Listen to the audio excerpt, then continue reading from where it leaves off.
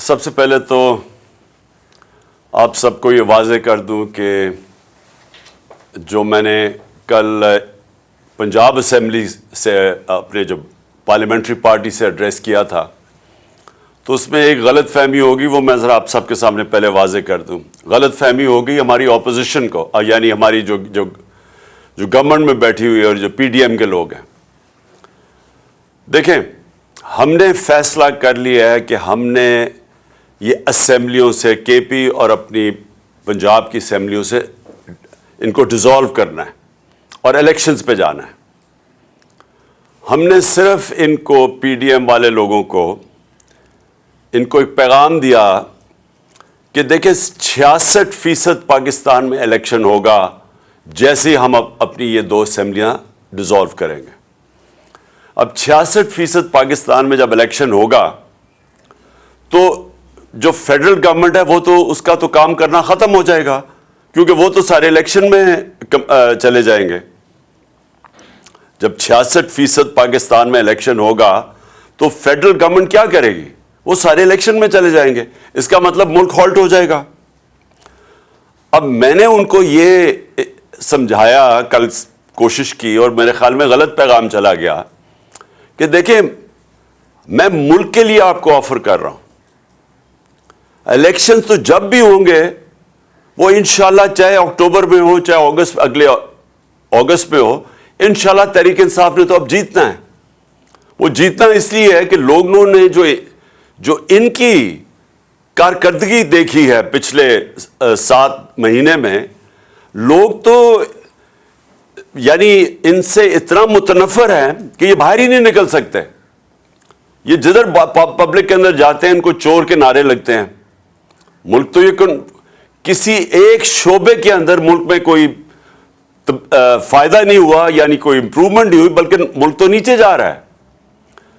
سارے جو ان کا جو اپنے 2 بڑے فائنانس منسٹرز جو یہ لے کے آئے تھے اور یہ تجربہ کار لوگ تھے، وہ اب آپس میں لڑ رہے ہیں۔ وہ جو مفتاح اسماعیل ہے، وہ جو پہلا فائنانس منسٹر ہے، وہ تو اب یہ کہہ رہا ہے کہ یہ ڈیفالٹ کی طرف لے کے جا رہا ہے اسحاق ڈار، اور اسحاق ڈار کہہ رہا ہے کہ اس نے کچھ کیا ہی نہیں ہے جب وہ فائنانس منسٹر تھا۔ دونوں ہی سچ بول رہے ہیں، دونوں ہی سچ یہ بول رہے ہیں کہ ملک جا تو ڈیفالٹ کی طرف رہا ہے اور دونوں نے کچھ نہیں کیا سوائے سٹیٹمنٹس دینے کے اور ہمارے اوپر تنقید کرنے کے۔ ان کے پاس تو اب کوئی روڈ میپ ہی نہیں ہے اس ملک کو بچانے کے لیے۔ اور جو باہر کی بھی فائنینشیل مارکیٹس ہیں اور پاکستان کے اندر بھی جو بزنس کمیونٹی ہے، ان کو پوری طرح اعتماد ان کے اوپر اٹھ چکا ہے۔ وہ سمجھتے ہیں کہ اب ان کے پاس کوئی اب حل ہی نہیں ہے، کوئی روڈ میپ نہیں ہے، تو لہٰذا ملک کا جو معاشی حالات ہیں وہ بڑی تیزی سے نیچے جا رہے ہیں۔ اور کوئی بھی شعبہ، بزنس لے لیں، انڈسٹری لے لیں، زراعت لے لیں، آئی ٹی لے لیں، ایک اس وقت ملک کے اندر جو اس ملک کو ویلتھ کریشن کر سکتا ہے، دولت میں اضافہ کر سکتا ہے، ایک بھی نہیں ہے شعبہ جو کہ جو اب اس حکومت کے اوپر اعتماد رہ گیا ہو۔ تو نہ اندر سے کوئی اس کے اوپر اعتماد نہیں رکھتا ہے، نہ باہر سے۔ 75% پاکستانی کہہ رہے ہیں الیکشنز کرواؤ، کیونکہ وہ بھی یہ سمجھ گئے ہیں گورنمنٹ فیل ہو گئی ہے۔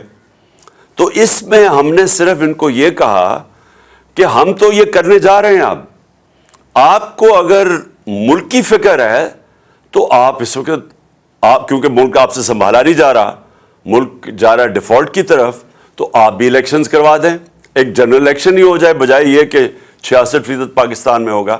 یہ میرا مقصد ان کو کہنے کا تھا۔ باقی ان سے بات چیت کس چیز پہ ہوگی؟ ہو ہی نہیں سکتی۔ یہ جس لیے گورنمنٹ میں آئے ہوئے ہیں اور ہم نے اپنی طرف سے پوری زور لگایا گورنمنٹ کرنے میں، اس میں زمین آسمان کا فرق ہے۔ ان کا صرف گورنمنٹ میں آنے کا مقصد کیا تھا؟ اپنے چوری معاف کروانے کے لیے۔ پہلے ہی اپنی چوری معاف کروا چکے تھے جنرل مشرف سے این آر او لے کے، اب یہ دوسرا این آر او انہوں نے لیا ہے، وہ بھی بدولت جو ان کے ہینڈلرز تھے انہوں نے ان کی وہ سہولت کار بنے ان کو دوسرا NRO لینے کے لیے. اور جنرل مشرف کو جو سب سے بڑی تنقید ہوئی تھی وہ اس کے NRO دینے پہ تھی. باقی تو جنرل مشرف نے ان دونوں پارٹی سے ملک کو بہتر چلایا تھا.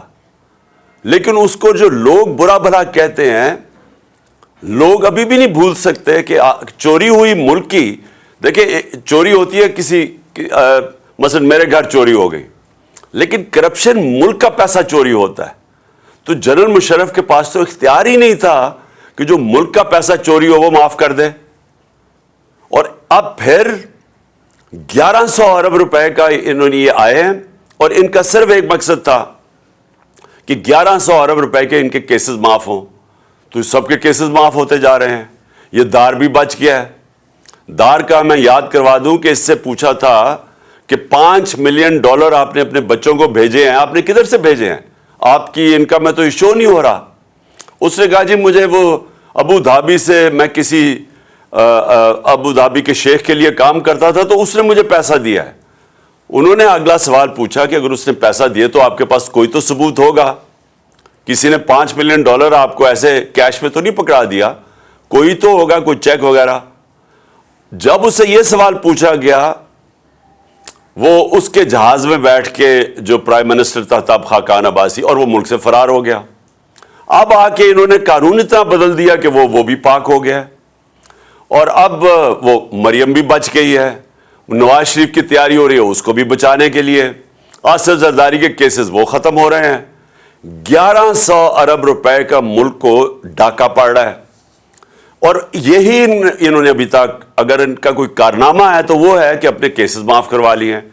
اور اس کا جو دوسرا ان کی کوشش ہے کہ کسی نہ کسی طرح عمران خان کو ڈسکوالیفائی کریں, کسی نہ کسی طرح PTI کے لوگوں کے اوپر کیسز کریں تاکہ ہم ناک آؤٹ کر دیں, یعنی ٹیکنیکل ناک آؤٹ کر کے تو ہم کسی طرح الیکشن جیت جائیں, اور یہ نہیں جیت سکیں گے. تو ملک کا اس وقت ضرورت یہ ہے کہ سیاسی استحکام آئے, اس کی وجہ سے معاشی استحکام آئے گا. سیاسی استحکام آ سکتا ہے صرف ایک طریقے سے, وہ ہے الیکشنز. اور اسی لیے آج 75% قوم اس چیز کے اوپر آ گئی ہے کہ الیکشنز کے علاوہ کوئی دوسرا راستہ نہیں ہے.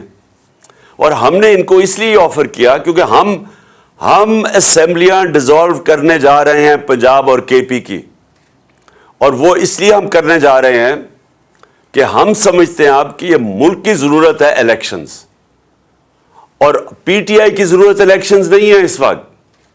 PTI تو انشاءاللہ جب بھی الیکشنز ہوں گے تو ہم جیت جائیں گے, بلکہ جتنی دیر یہ بیٹھے جا رہے ہیں اسمبلی میں, ان کا تو گراف اور تیزی سے نیچے جا رہا ہے.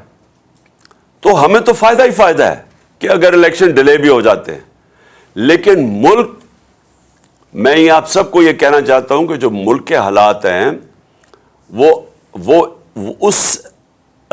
اس سطح پہ پہنچ چکے ہیں کہ اگر یہ الیکشنز نہ ہوئے تو ہمیں تو یہ ڈر لگا ہوا ہے کہ جب تک یہ الیکشنز کال کریں گے تو وہ ملک تو ادھر پہنچ جائے گا جدھر کوئی بھی کچھ نہیں کر سکے گا اس کے بعد.